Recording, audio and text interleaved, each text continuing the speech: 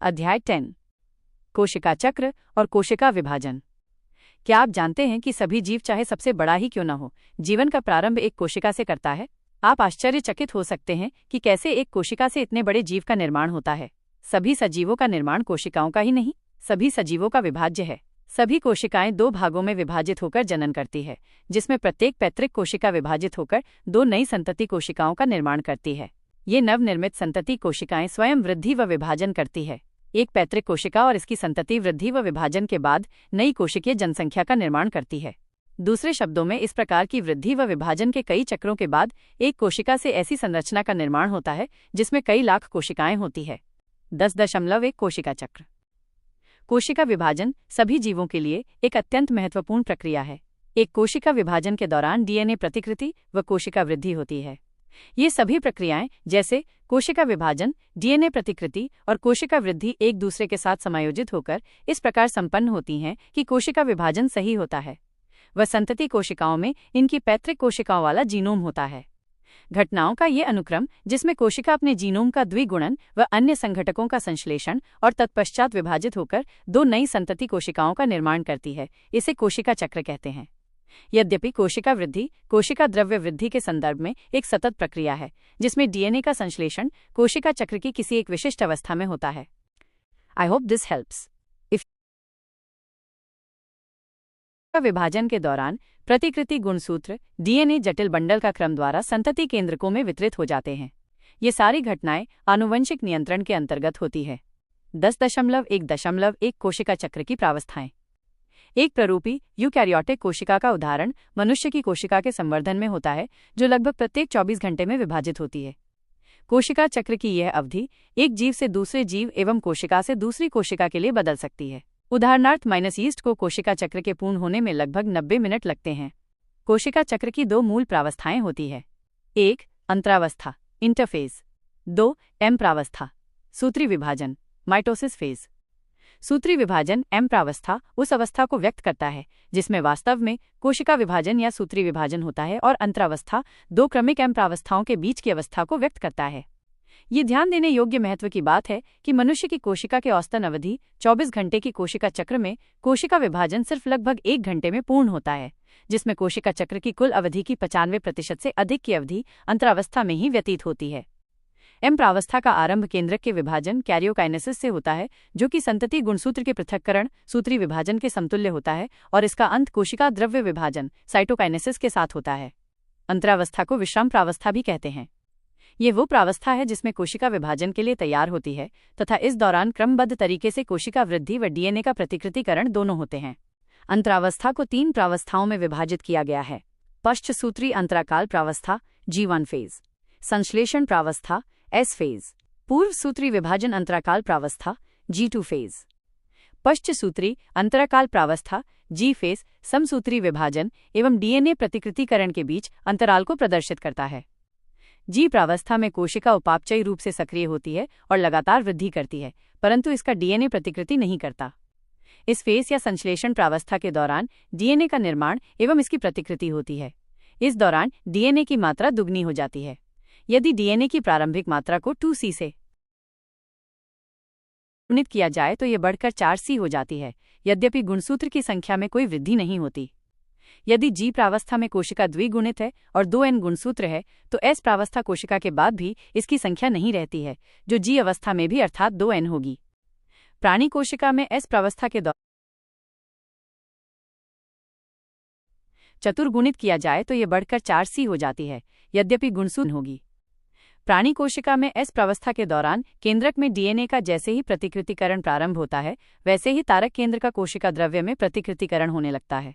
कोशिका वृद्धि के साथ सूत्री विभाजन हेतु जी प्रावस्था के दौरान प्रोटीन का निर्माण होता है। प्रौढ़ प्राणियों में कुछ कोशिकाएं विभाजित नहीं होती, जैसे हृदय कोशिका, और अनेक दूसरी कोशिकाएं यदाकदा विभाजित होती हैं।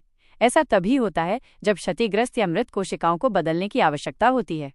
ये कोशिकाएं जो आगे विभाजित नहीं होती है, जी अवस्था से निकलकर निष्क्रिय अवस्था में पहुंचती हैं, जिसे कोशिका चक्र की शांत अवस्था जी कहते हैं। इस अवस्था की कोशिका उपापचयी रूप से सक्रिय होती है, लेकिन ये विभाजित नहीं होती। इनका विभाजन जीव की आवश्यकतानुसार होता है। प्राणियों में सूत्री विभाजन केवल द्विगुणित कायिक कोशिकाओं में ही दिखाई देता है। हालांकि इसमें कुछ अपवाद हैं जहां अगुणित कोशिकाएं समसूत्री विभाजन द्वारा विभाजित होती हैं, उदाहरण के लिए नर मधुमक्खियां। इसके विपरीत पादपों में सूत्री विभाजन अगुणित एवं द्विगुणित दोनों कोशिकाओं में दिखाई देता है।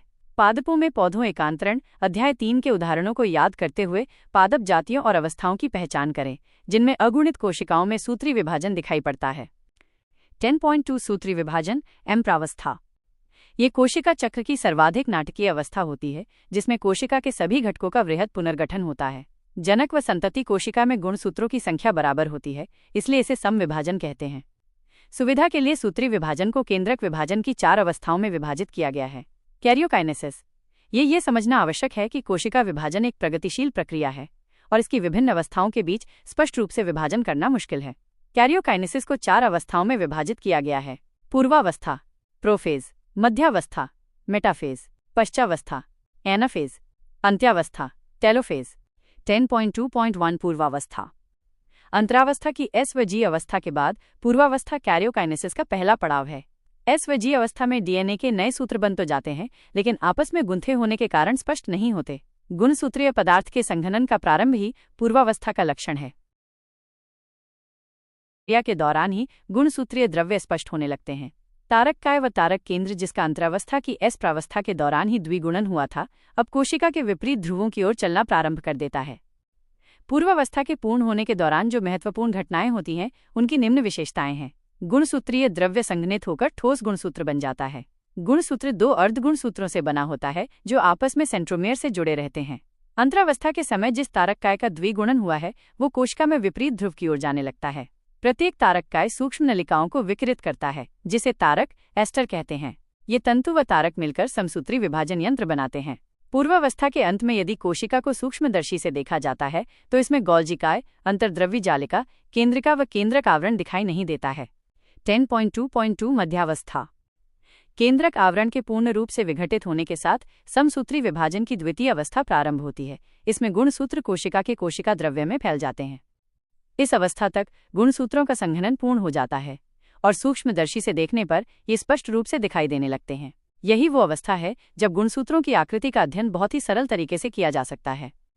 इस अवस्था में समसूत्री 2 संतति अर्धगुणसूत्रों से बना होता है जो आपस में गुणसूत्र बिंदु से जुड़े होते हैं। गुणसूत्र बिंदु के सतह पर एक छोटा बिंब आकार की संरचना मिलती है जिसे काइनेटोकोर कहते हैं। सूक्ष्म नलिकाओं से बने हुए तर्कुतंतु के जुड़ने का स्थान ये संरचनाएं काइनेटोकोर है जो दूसरी ओर कोशिका के केंद्र में स्थित गुणसूत्र से जुड़े होते हैं। मध्यावस्था में सभी गुणसूत्र मध्य रेखा पर आकर स्थित रहते हैं। प्रत्येक गुणसूत्र का एक अर्धगुणसूत्र एक ध्रुव से तर्कुतंतु द्वारा अपने काइनेटोकोर के द्वारा जुड़ा होता है, वहीं इसका संतति अर्धगुणसूत्र तर्कुतंतु द्वारा अपने काइनेटोकोर से विपरीत ध्रुव से जुड़ा होता है। मध्यावस्था में जिस तल पर गुणसूत्र पंक्तिबद्ध हो जाते हैं उसे मध्यावस्था पट्टिका कहते हैं। इस अवस्था की मुख्य विशेषता निम्नवत हैं। तर्कुतंतु गुणसूत्र के काइनेटोकोर से जुड़ जाते हैं। गुणसूत्र मध्यावस्था की ओर जाकर मध्यावस्था पट्टिका पर पंक्तिबद्ध होकर ध्रुवों से तर्कुतंतु से जुड़ जाते हैं।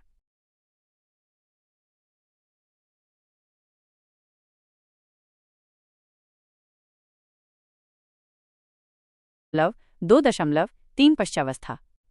पश्चावस्था के प्रारंभ में मध्यावस्था पट्टिका पर आए प्रत्येक गुणसूत्र एक साथ अलग होने लगते हैं। इन्हें संतति गुणसूत्र कहते हैं। जो कोशिका विभाजन के बाद बनने वाले नए संतति केंद्रक का गुणसूत्र बनेंगे वे विपरीत ध्रुवों की ओर जाने लगते हैं। जब प्रत्येक गुणसूत्र मध्यांश पट्टिका से काफी दूर जाने लगता है तब प्रत्येक का गुणसूत्र बिंदु ध्रुवों की ओर होता है जो गुणसूत्रों को ध्रुवों की ओर जाने का नेतृत्व करता है। साथ ही गुणसूत्र की भुजाएं पीछे आती हैं। पश्चावस्था की निम्न विशेषताएं हैं। गुणसूत्र बिंदु विखंडित होते हैं और अर्धगुणसूत्र अलग होने लगते हैं। अर्धगुणसूत्र विपरीत ध्रुवों की ओर जाने लगते हैं। 10.2.4 अंत्यावस्था। सूत्री विभाजन की अंतिम अवस्था के प्रारंभ में अंत्यावस्था गुणसूत्र जो क्रमानुसार अपने ध्रुवों पर चले गए हैं असंयत होकर अपनी संपूर्णता को खो देते हैं। एकल गुणसूत्र दिखाई नहीं देता है व अर्धगुणसूत्रीय द्रव्य दोनों ध्रुवों की तरफ एक समूह के रूप में एकत्रित हो जाते हैं। इस अवस्था की प्रमुख घटनाएं निम्नवत हैं। गुणसूत्र विपरीत ध्रुवों की ओर एकत्रित हो जाते हैं और इनकी पृथक पहचान समाप्त हो जाती है। गुणसूत्र समूह के चारों तरफ केंद्रक झिल्ली का निर्माण हो जाता है। केंद्रिका, गोल्जिकाय व अंतर्द्रव्यी जालिका का पूर्ण निर्माण हो जाता है। 10.2.5 कोशिका द्रव्य विभाजन साइटोकाइनेसिस। सूत्री विभाजन के दौरान द्विगुणित गुणसूत्रों का संतति केंद्रकों में संध्रुवण होता है जिसे केंद्रक विभाजन कैरियोकाइनेसिस कहते हैं। कोशिका विभाजन संपन्न होने के अंत में कोशिका स्वयं एक अलग प्रक्रिया द्वारा 2 संतति कोशिकाओं में विभाजित हो जाती है। इस प्रक्रिया को कोशिका द्रव्य विभाजन कहते हैं।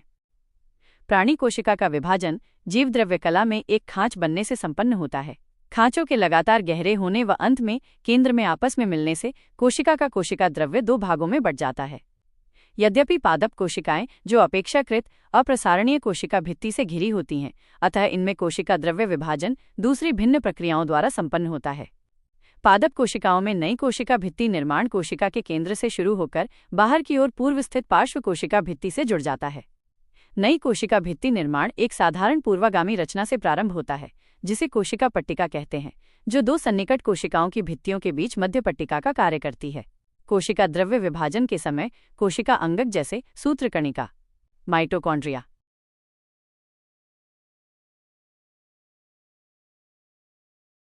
दो संतति कोशिकाओं में वितरण हो जाता है।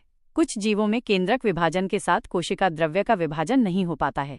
इसके परिणाम स्वरूप एक ही कोशिका में कई केंद्रक बन जाते हैं। ऐसी बहुकेंद्रकी कोशिका को संकोशिका कहते हैं। उदाहरणार्थ, नारियल का तरल भ्रूणपोष। 10.3 सूत्री कोशिका विभाजन का महत्व। सूत्री विभाजन या मध्यवर्तीय विभाजन केवल द्विगुणित कोशिकाओं में होता है। यद्यपि कुछ निम्न श्रेणी के पादपों एवं सामाजिक कीटों में अगुणित कोशिकाएं भी सूत्री विभाजन द्वारा विभाजित होती हैं। सूत्री विभाजन का एक प्राणी के जीवन में क्या महत्व है, इसको समझना काफी आवश्यक है। आइए कुछ ऐसे उदाहरण जानते हैं जहां आपने अगुणित व द्विगुणित कीटों के बारे में पढ़ा है। इस विभाजन से बनने वाली द्विगुणित संतति कोशिकाएं साधारणतया समान आनुवंशिक अवयव वाली होती हैं। बहुकोशिकीय जीवधारियों की वृद्धि सूत्री विभाजन के कारण होती है।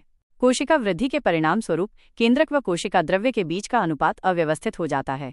इसलिए यह आवश्यक हो जाता है कि कोशिका विभाजित होकर केंद्रक कोशिका द्रव्य अनुपात को बनाए रखे। सूत्री विभाजन का एक महत्वपूर्ण योगदान ये है कि इसके द्वारा कोशिका की मरम्मत होती है।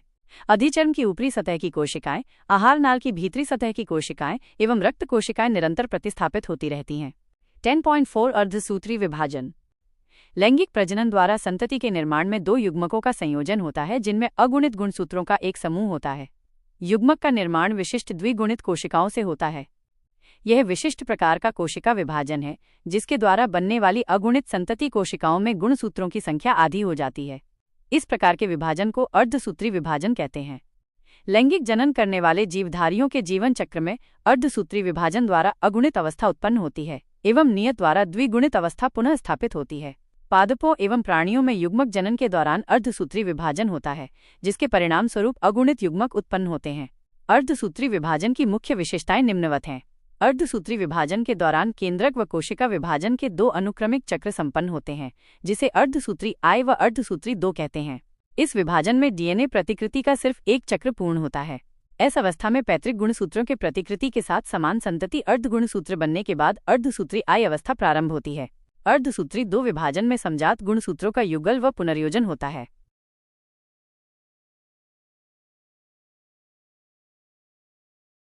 अगुणित कोशिकाएं बनती हैं।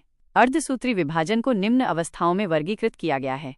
अर्धसूत्री I, अर्धसूत्री II, पूर्वावस्था I, पूर्वावस्था II, मध्यावस्था I, मध्यावस्था II, पश्चावस्था I, पश्चावस्था II, अंत्यावस्था I, अंत्यावस्था II।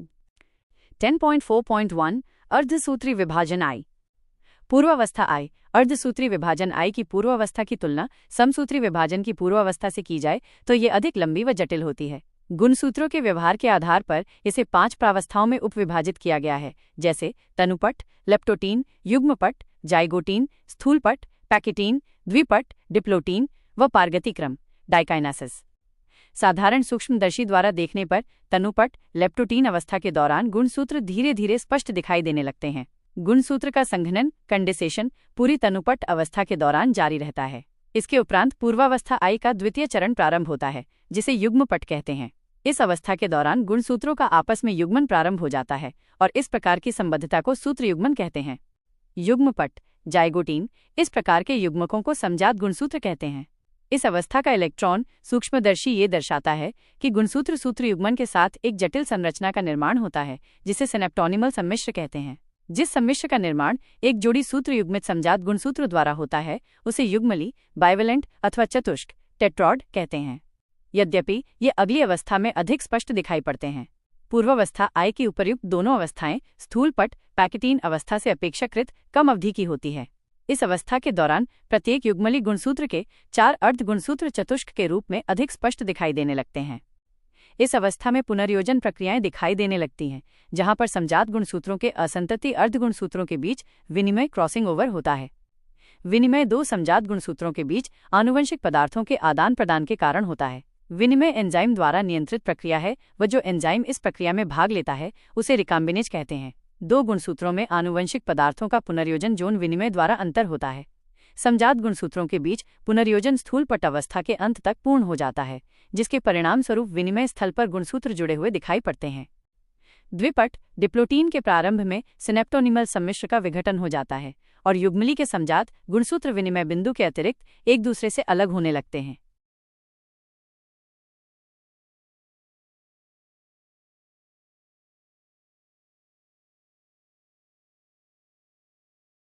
X आकार की संरचना को काईएज़मेटा कहते हैं। कुछ कशेरुकी प्राणियों की अंडकों में द्विपट महीनों या वर्षों बाद समाप्त होते हैं।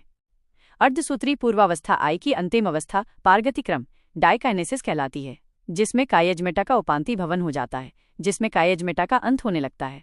इस अवस्था में गुणसूत्र पूर्णतया संघनित हो जाते हैं व तर्कुतंतु एकत्रित होकर समजात गुणसूत्रों को अलग करने में सहयोग प्रदान करते हैं। पारगतिक्रम के अंत तक केंद्रिका अदृश्य हो जाती है और केंद्रक आवरण झिल्ली भी विघटित हो जाती है। पारगतिक्रम मध्यावस्था की ओर पारगमन को निरूपित करता है। मध्यावस्था आई युग्मली गुणसूत्र मध्यावस्था पट्टिका पर व्यवस्थित हो जाते हैं। विपरीत ध्रुवों के तर्कुतंतु की सूक्ष्म नलिकाएं समजात गुणसूत्रों के जोड़ों के काइनेटोकोर से चिपक जाती हैं। पश्चावस्था आई समजात गुणसूत्र पृथक हो जाते हैं, जबकि संतति अर्ध गुणसूत्र गुणसूत्र बिंदु से जुड़े रहते हैं। अंत्यावस्था आई इस अवस्था में केंद्रक आवरण व केंद्रक पुनः स्पष्ट होने लगते हैं। कोशिका द्रव्य विभाजन शुरू हो जाता है और कोशिका की इस अवस्था को कोशिका द्विक कहते हैं। यद्यपि बहुत से मामलों में गुणसूत्र का कुछ छितराव हो जाता है, जबकि अंतरावस्था केंद्रक में पूर्णतया फैली अवस्था में नहीं मिलते हैं। दो अर्धसूत्री विभाजन के बीच की अवस्था को अंतरालावस्था इंटरकाइनेसिस कहते हैं और ये सामान्यतया कम समय के लिए होती है। इसमें डीएनए का द्विगुणन नहीं होता है। उसके बाद पूर्वावस्था 2 आती है, जो पूर्वावस्था आई से काफी सरल होती है। 10.4.2 अर्धसूत्री विभाजन 2। पूर्वावस्था 2 अर्धसूत्री विभाजन 2 गुणसूत्र के पूर्ण लंबा होने के पहले व कोशिका द्रव्य विभाजन के तत्काल बाद प्रारंभ होता है। अर्धसूत्री विभाजन आई के विपरीत अर्धसूत्री विभाजन 2 सामान्य सूत्री विभाजन के समान होता है।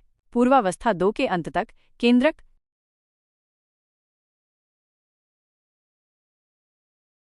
अवस्था 2 के अंत तक केंद्रक आवरण अदृश्य हो जाता है। गुणसूत्र पुनः संघनित हो जाते हैं।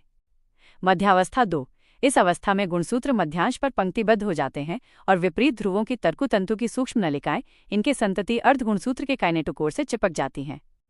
पश्चावस्था 2 इस अवस्था में गुणसूत्र बिंदु अलग हो जाते हैं और इनसे जुड़े संतति अर्ध गुणसूत्र काइनेटोकोर से जुड़ी हुई सूक्ष्म नलिकाओं के छोटा होने से कोशिका के विपरीत ध्रुवों की ओर चले जाते हैं।